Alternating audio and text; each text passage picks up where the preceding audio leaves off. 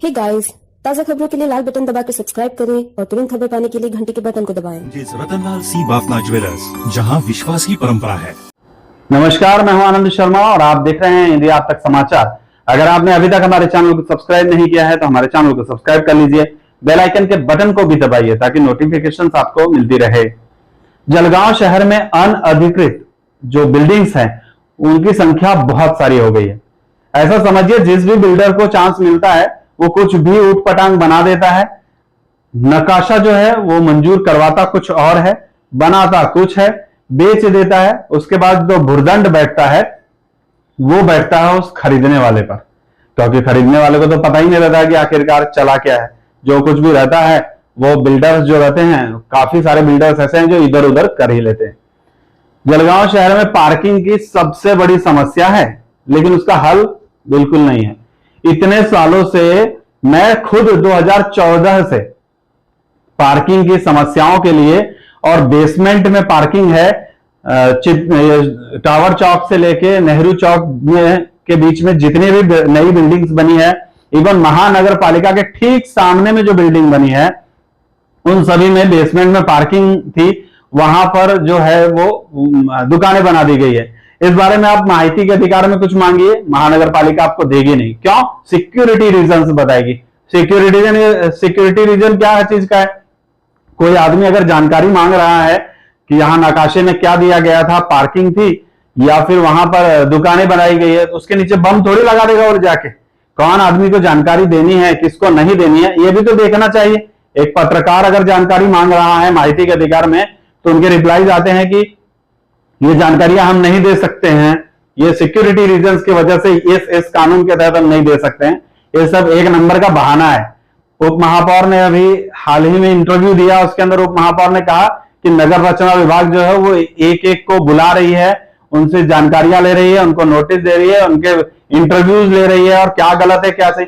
साहब, ये इंटरव्यूज 2015 में भी लिए गए थे और कुछ भी हुआ नहीं था, और मैं खुद था उस जगह पर जहां पे इंटरव्यू लिया गया था कि क्या सही है क्या गलत है। कुछ होता नहीं है। इतने सारे लोग हैं, मनपा की नीयत ही नहीं है कि इस तरीके के कोई काम करेगी।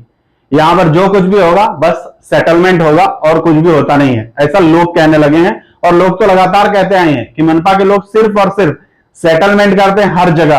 अतिक्रमण में देखिए, बिंदास अतिक्रमण है सभी जगह। क्यों? सेटलमेंट है इसलिए।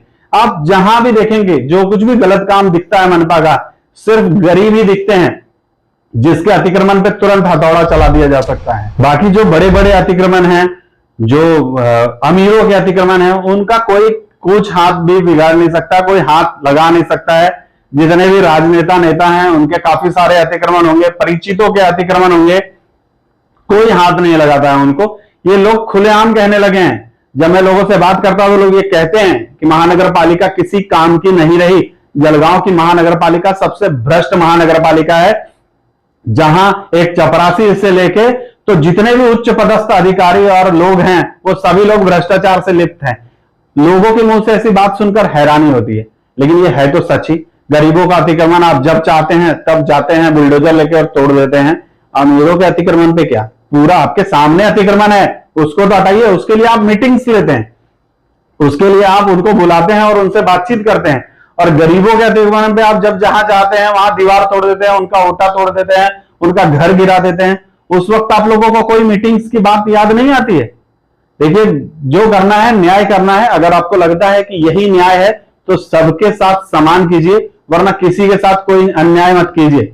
अन्याय जो रहती है वो एक हाय रहती है, और वो जब हाय लगती है ना तो महानगर पालिका को नहीं लगती है, जिस अधिकारी को, जो अधिकारी वहां जाता है, जो गरीबों का मजाक उड़ाता है, उसको लगती है। तो इन सब बातों पर ध्यान रखिए कि किसी के साथ अन्याय नहीं हो, जो कुछ भी हो वो सही हो। उप महापौर ने कहा है कि कुछ दिनों में वो अतिक्रमण जो है वो टूट जाएगा और अतिक्रमण वालों पर कार्रवाई होगी। बेसमेंट में जिन लोगों ने पार्किंग में दुकानें बना रखी है, एक पे भी कार्रवाई नहीं होगी, ऐसी मैं खुद ये बोलता हूं। किसी भी एक भी आदमी पर कार्रवाई नहीं होगी। जो पार्किंग बना रखी है ना, जहां पे पार्किंग की जगह दुकानें बना रखी है, ज्यादा से ज्यादा लोग पैसे भर के इधर उधर करके उसको लीगल कर लेंगे, कोई कार्रवाइयां नहीं होगी। पार्किंग की समस्या वैसी ही रहेगी। ऐसा सिर्फ मैं ही नहीं बोलूंगा, और भी 10 लोग बोलेंगे। खैर ठीक है, हम लोग जनता की बात आप तक पहुंचाना जानते हैं। आप तक जनता की बात आप तक के जरिए पहुंच रही है। देखते हैं कि आप क्या कार्यवाही करते हैं। जय हिंद।